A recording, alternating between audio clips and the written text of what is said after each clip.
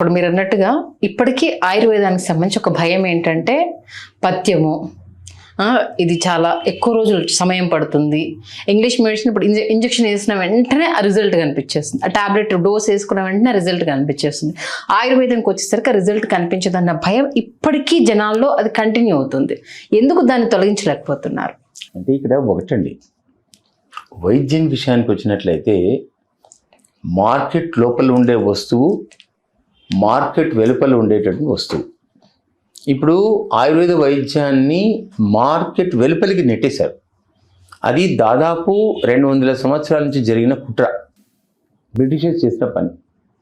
But వెలివేశారు Ayurveda వైద్యాన్ని. మీరు చాలామంది ఆత్మకథలు చదివితే మనకు అర్థమవుతుంది. పండిత ఆచంట లక్ష్మీపతి గారి ఆత్మకథ చదివితే అసలు వీళ్ళ కుట్రలు కుతంత్రాలు మొత్తం 1902కే వీళ్ళ సంగతులన్నీ వైట్ అండ్ బ్లూ మనకు అర్థమవుతాయి బ్రిటిషర్స్వి. అంటే వాళ్ళ యొక్క వైద్యమే కరెక్టు అనేటట్టుగా చిత్రీకరించి వక్రీకరించి దాన్ని డెవలప్ చేసి దీనికి ఏ రకమైనటువంటి ధూపదీప నైవేద్యాలు లేకుండా చేయడం వల్ల దిర్ ఇస్ ఎ గ్యాప్. ఈ గ్యాప్ అనేటటువంటిది ఇటు now it has gone in such a extent, అది ప్రజలకు తెలియట్లేదు.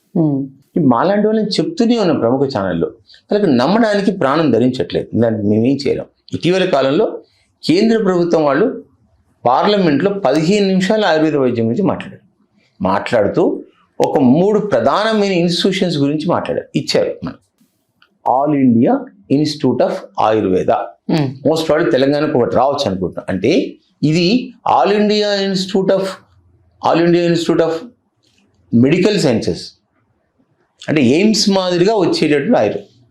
ఇప్పుడు గోవాలో వచ్చేసింది, ఢిల్లీలో ఉంది, ఇంకో దగ్గర ఉంది, ఇప్పుడు సౌత్లో కూడా ఒక 2 రావచ్చు అని ఒక టాక్ నడుస్తూ ఉంది.